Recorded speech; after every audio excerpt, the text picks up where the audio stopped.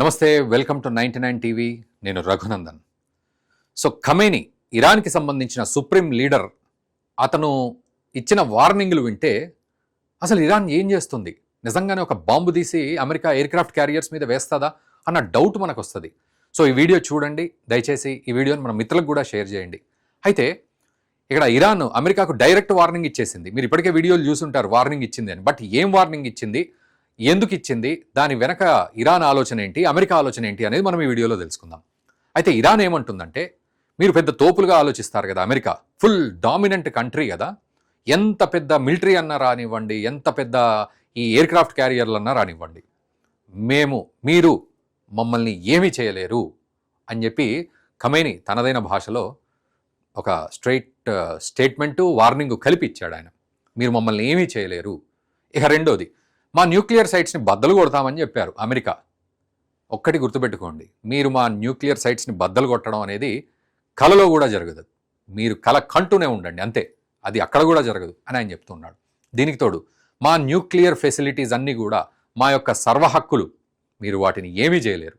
దీంతోపాటు last and final warning, మీరు air craft carriers తీసుకొచ్చారు, యుఎస్ఎస్ అబ్రహం లింకను, తర్వాత గెరాల్డ్ ఫోర్డ్, ఇవి రెండింటిని కూడా తీసుకొచ్చి కమ్మేస్తున్నారు అమెరికా ఇరాన్ని చుట్టూ కమ్మేస్తూ ఉంటే, ఈయన ఇది ఫెయిల్యూర్ అటెంప్ట్ మీరు చేసేది, మీ పడవల్ని, మీ యొక్క ఈ సామాగ్రిని అంతా కూడా మేము తొక్కిపడేస్తాం, పీల్చిపడేస్తాం, లేపేస్తాం, పడవల్ని ముంచేస్తాం అని చెప్పి ఖమేని అంటున్నాడు. సో ఈ రకంగా వార్నింగ్ ఇచ్చాడు ఆయన.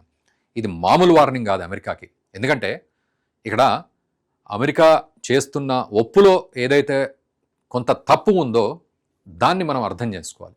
అండ్ ఇరాన్ చేస్తున్న తప్పులో కొంత ఒప్పు ఏదైతే ఉందో దాన్ని కూడా మనం అర్థం చేసుకోవాలి.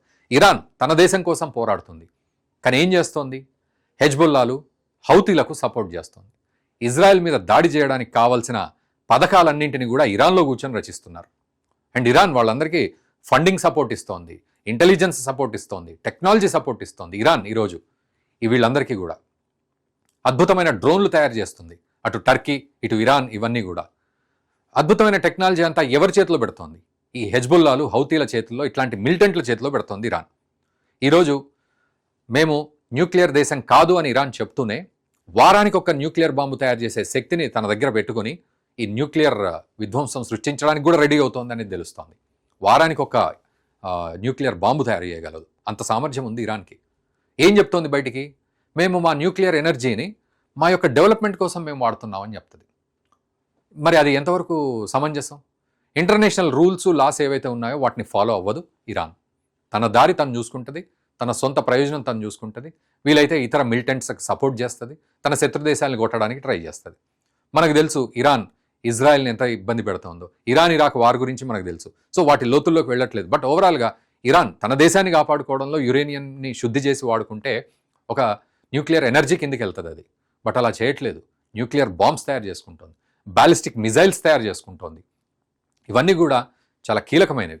ఇవన్నీ ఇంటర్నేషనల్ లాస్కి అనుగుణంగా కాకుండా తన సొంత ప్రయోజనంలాగా వాడుతుంది, చాలా సీక్రెట్గా. అందుకే గత సంవత్సరం 12 రోజులు ఇజ్రాయెల్ ఇరాన్తో యుద్ధం చేసినప్పుడు లాస్ట్ 2 రోజులు అమెరికా ఎంటర్ అయింది. అమెరికా ఎంటర్ అయ్యి ఇరాన్ న్యూక్లియర్ సైట్స్ మీద దెబ్బ కొట్టింది.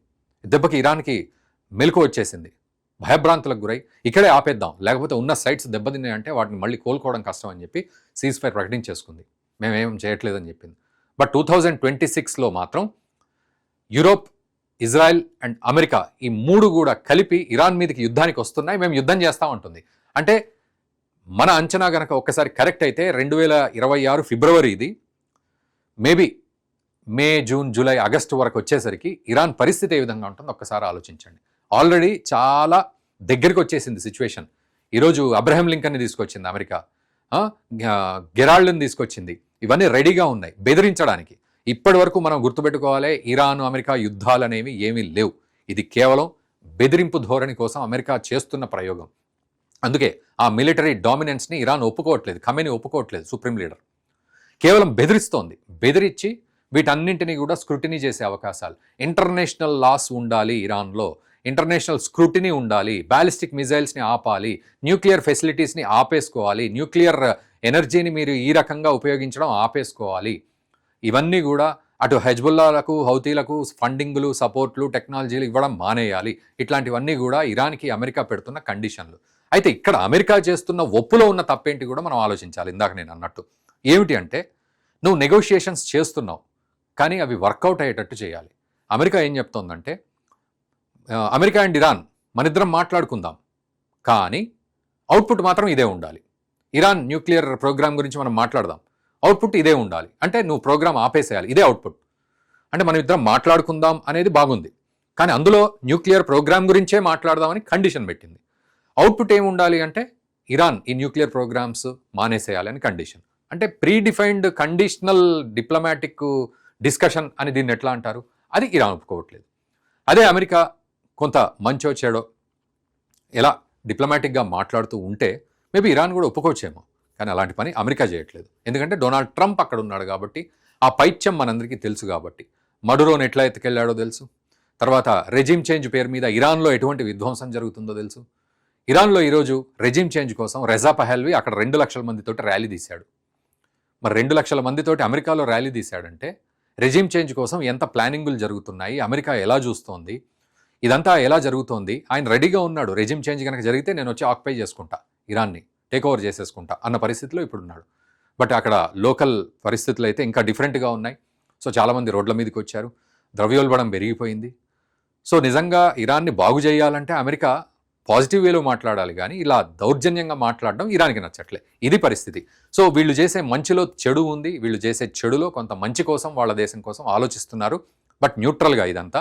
బట్ ఏ రకంగా చూసినా ఇరాన్ చేసేది 100% తప్పు. గైడ్లైన్స్ పాటించకపోవడం, ఈ మిలిటెంట్లకు సపోర్ట్ చేయడం, ఎటువంటి రూల్స్ రెగ్యులేషన్స్ లేకుండా న్యూక్లియర్ ప్రోగ్రామ్స్ చేపట్టడం, ఇది మానవాళికే. రేపటి రోజున ఇరాన్ కనుక కోపం వచ్చి ఒక్క న్యూక్లియర్ అటాక్ చేసిందంటే ప్రపంచం అల్లకల్లోలం అయిపోతుంది. చేస్తా అంటున్నారు వాళ్ళు. ఎయిర్క్రాఫ్ట్ క్యారియర్స్ బద్దలు కొడతాం, ముంచేస్తాం అంటున్నారు. మరి దేంతో ముంచేస్తారు? ఆబ్వియస్గా న్యూక్లియర్ సైట్స్ లేకపోతే న్యూక్లియర్ ఎనర్జీని వాడి ముంచేసినట్లయితే రేపటి పరిస్థితి ఏంటి? సో ఇది ఇరాన్ క్రియేట్ చేస్తున్న థ్రెట్. మరి మీరేమంటారు ఈ అంశంపై? ఇరాన్ తగ్గుతుందా, అమెరికా నెగ్గుతుందా? వీటి మీద మీ అభిప్రాయం ఏంటి అని ఖచ్చితంగా కామెంట్ చేయండి. అండ్ ఈ వీడియోని మన మిత్రులకు కూడా షేర్ చేయండి. Thank you very much.